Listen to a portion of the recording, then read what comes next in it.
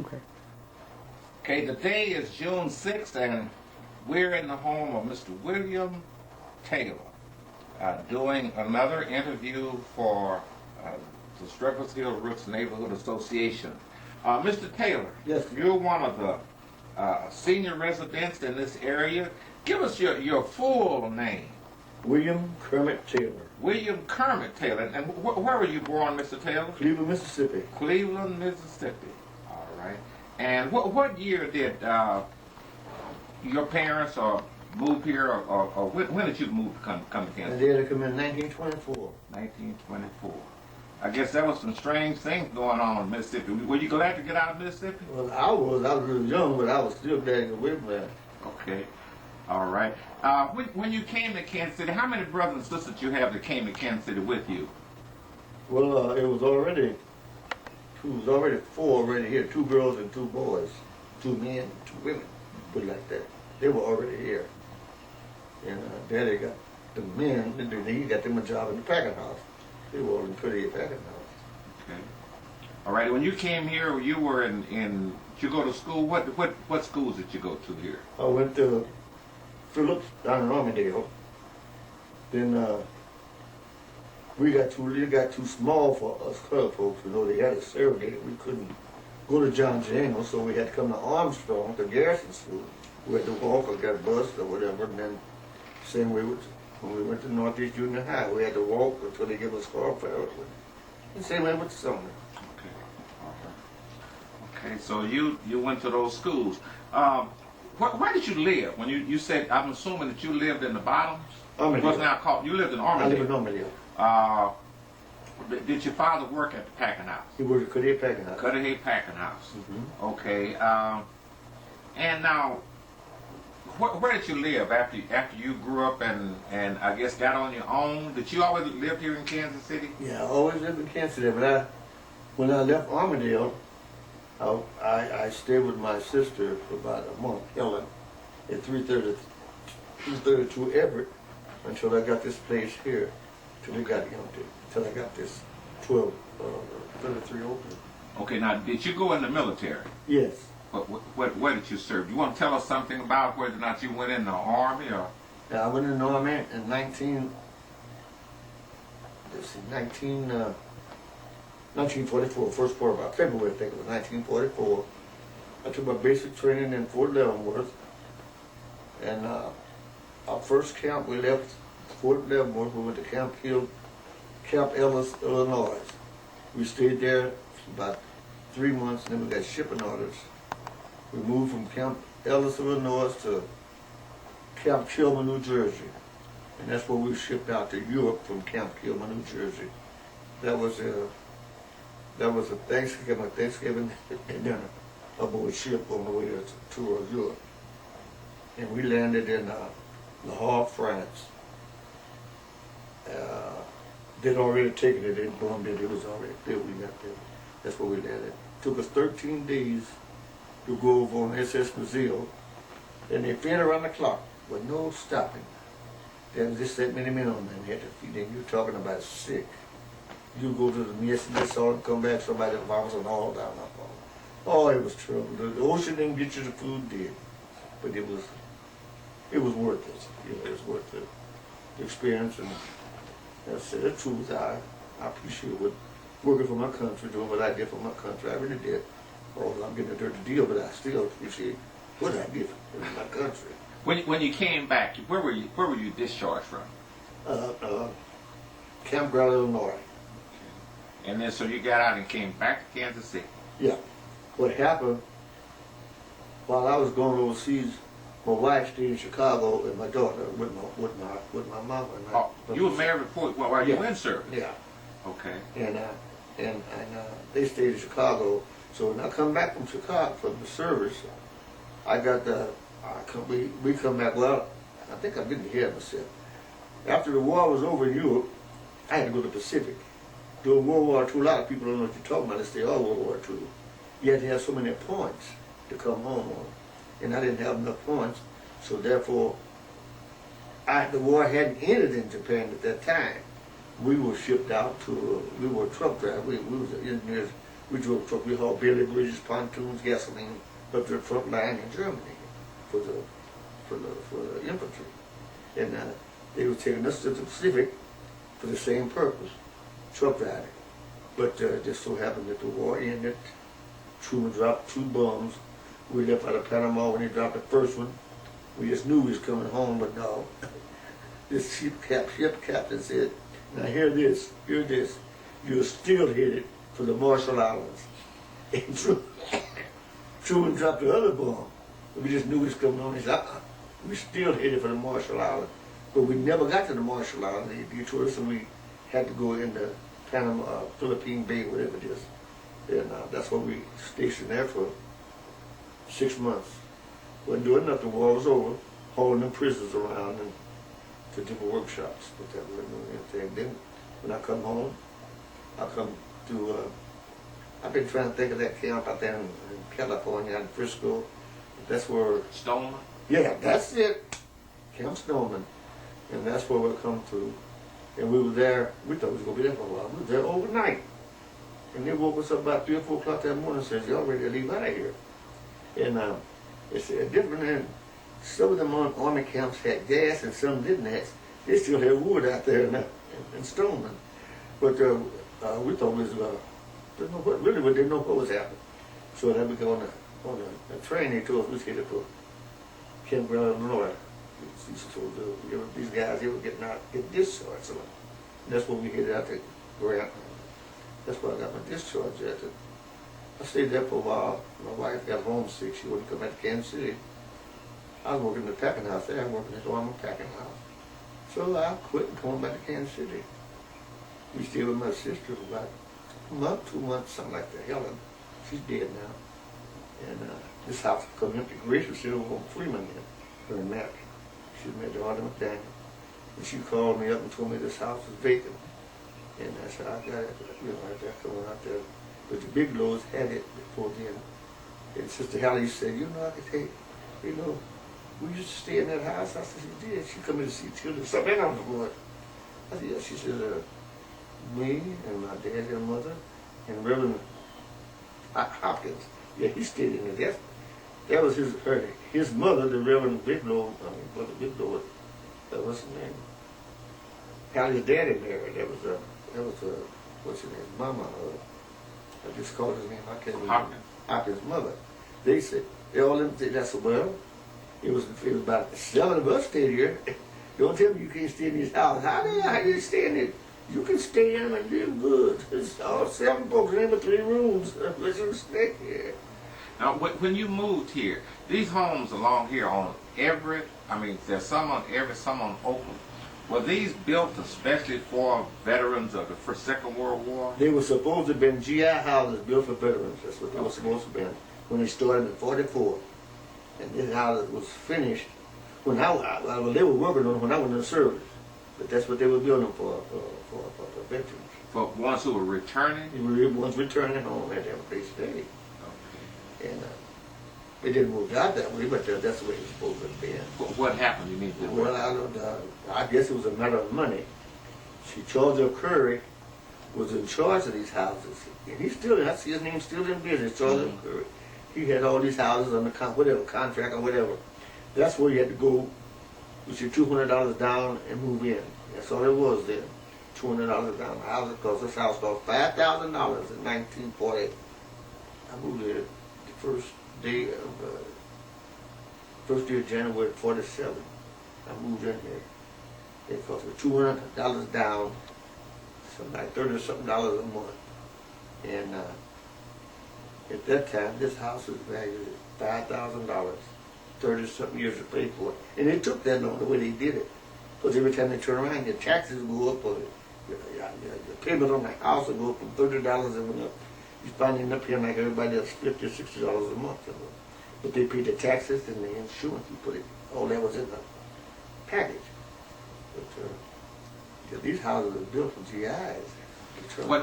When you moved here, were there any guys from any family that had come back from the military that lived in this block that you know, any guys who got out of the military, the army, and moved back in here? Do you know anybody who lived in this block of your neighbors? They all passed, and I asked them if they would not come back. Okay. And Hackett, he was up there with his auntie. He stayed up there. What's that? 1206 up there. Yeah, 1206. And I think Mr. Morrow, he was there. And let's see, on this side, Brother Davis. What was Brother Davis' name? Brother Davis stayed up here on this side. He's the one. I think he's the first one built them houses on top of each other. And then What about Freese? who? Jesse Freese. That's what I've been saying. Which one of them killed himself? Wasn't Jesse? Well, somebody up there shot himself. One of them had it somewhere. And That was a baseball. who was it? I think he was related. Yeah, Freese was here, but this man, I think, can't get it. He was some kin. Anyway, some kind of way his brother or something had signed up to go play ball with the White Sox. Something happened up there, and the police stopped it. They thought it was here. I said, nobody shot yourself here. And Sparks was on the police force. He was still there. Sparks. Okay. And he went up there and said, no, that's what's your name's house. He called his name, boy, that's there. I can't think of his name, but one of them committed suicide. Yeah, that was a baseball player. Put the pillow on his head, took the shotgun and put it on the pillow and bam. Did Mr. Carroll live in? Was he a veteran? Ralph Carroll? I think so. I think he lived in this block too. Yeah, he was. Yeah. Well, some of your neighbors that lived in here, the people who lived right across from you was McIntosh that lived right across. They were here, those old Old. plantation. You haven't got, how many you got? One, two. You haven't got but two original houses down here now. That's McIntosh. And I don't know who bought that house right across from me. That used to be I can't even think of it anyway. But all the rest of them was the one next door to McIntosh. They tore it down. And Hassan bought those other two. He wanted the property, and he tore them into. It was about 6 original houses torn down there. Okay. Well, we wanted just like the McIntosh of the neighborhood. How did you all get along as neighbors? Oh, beautiful, beautiful. The McIntoshes, I love them today. They're respectable people. They respect you. They respect your rights as a person. You have, if you want to do this, that's your business, and it was none of theirs. They didn't meddle. They very friendly people, and I wouldn't take $1 million for them. Oh yeah, Lewis's was here when we moved in too. He was a veteran. You know, he died, and then she married Franklin. He died, and she sold out, and she moved. Miss Lewis, I still call her Miss Lewis. She lives in one of them condominiums, whatever, behind that's where Payless used to be at. She lives back out there. And well, Tim's son bought this house and rented it out. I forget which one of them bought that house. Well, they all belong to Bill Church. He bought that house. He buying houses and then renting them out. He tried to buy Hackett's house. He said they wanted too much money, but he couldn't make no money. Well, Mr. Taylor, what we're trying to do is just kind of hear and see. We're trying to get something on the record for people who live in this area, because what we're trying to do is to keep the neighborhood as, solid, and hopefully one day it will return back to the community that it would like to be, like it used to be. Do you want anything else you'd like to say here before we close this out? Yeah, I just, that statement you just made, I would like myself, the neighborhood and the people, to go back and be friendly and neighborly like we used to be. And it used to be that you knew everybody in the block, everybody in the next block, and you wasn't afraid to talk to them. You wouldn't say something, you get one of them kind of issues. And it's just, we've lost communication with each other. There's no dialogue between the people like it used to be. And God knows I wish it was. Because we had a beautiful neighborhood. And well, you hit up that thing, well, you know my life anyway. But people respected me regardless of what I did. I was Mr. Taylor. Because what you did, you was Mr. Owen. That was your life. You did. But nobody discouraged, nobody talked about, nobody tried to help you. That's one thing I'm like, regardless of what you did, they would try to help you. And it was beautiful the way we used to live here 30 years ago before all the old folks passed away. And the fact that they were what? Originals. I mean, originals, English. What, 3? Morrow, me, well, the Macintosh was 3. I want to call 3. That's what I figure it's 3. One of the things that we left out, Mr. Taylor, let's go back. What was your wife's name? She's now deceased. Tilly Mae Hunter. Tilly Mae Hunter Mhm. Taylor. Yeah. And how many children did you all have? 4. What were their names? Marlene was the oldest. Marlene, Sharon, she's the second child. And Lois Ann, she's the third child. And Billy, which is William Jr. Billy, he's the fourth child. He's the fourth child. Okay, now you are a deacon at 8th Street Baptist Church? Yes, sir. I'm a deacon at 8th Street Baptist Church. Okay. One of the outstanding, one of the good deacons, right? Yes, sir. I'm one of God's chosen. Okay, you kind of on the order of Peter, right? Not yet. And I'm sure. Okay, and you know, we've known Mr. Taylor. I first met him in 1983, and he's a person that you can depend on, and he stands his ground. I will do that. Yes, yes. Well, Mr. Taylor, anything else you'd like to say before we? Well, yeah, but one thing I want to. I haven't been coming to the meetings anymore because I was going to school on my school crossing, and I had to be back on my school crossing at 3 o'clock with the kids. When I get out, I'm headed out. I got a bad back. I got arthritis all in my back, and I have a problem getting up. I have a problem sitting down. I have a problem walking. No complaint. Thank God I'm still here. And I'm really going to, since school's out, I'll have my own Thursdays and whatever. I want to try to get to some meetings done because I'm community minded, and I believe in supporting my neighborhood and my community. And not as I said, don't just walk that talk. You don't talk that talk. You got to walk it. Well, that's what we're trying to do. And I'm willing to walk that talk, because I've learned something now and you can't fight this thing alone. We need that. We need each other. And I see my neighborhood just deteriorating. I see this going to the dogs. It's not. I said it is. It's words are going. And y'all sit back here. That's just like election time. You talk to these folks and talk to them. And we're doing with them the man so and so. But I said, don't talk to me. Don't talk to me. You didn't go to the polls. I'm looking at your election day, right on 3rd and Parallel, where you spent your election time at. Running that back door, getting you a drink and getting you some drugs and come back out here talking that talk. And I just... Well, Mr. Taylor, let me say in our neighborhood, we have been working hard for, I know, the last 4 years. Yeah. And you probably don't know some of the things that we've accomplished. Things would probably, no doubt, would be a lot worse.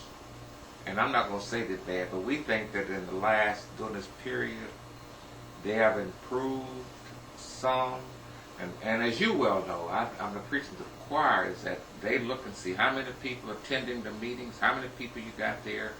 And once they see a number of people there, when we speak with one voice. And that's what we're doing. So we need your help.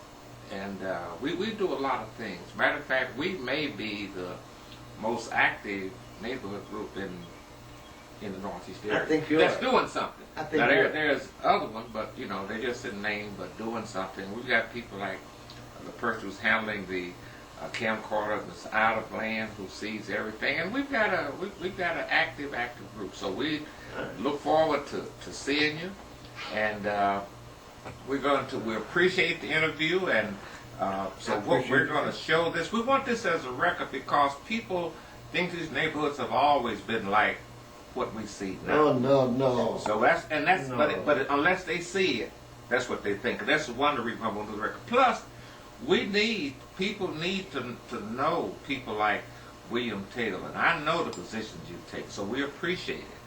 Okay, with that, we'll close out the interview, and we appreciate it. And we've got to go over and see Mr. Morrow now, Mr. John Morrow. All right. All right. Thank you, Brother Taylor. Thank you for coming. Come anytime, and I will. You'll see me too. It ain't your meeting, it's our meeting. You'll see me at our meetings down there. When sometime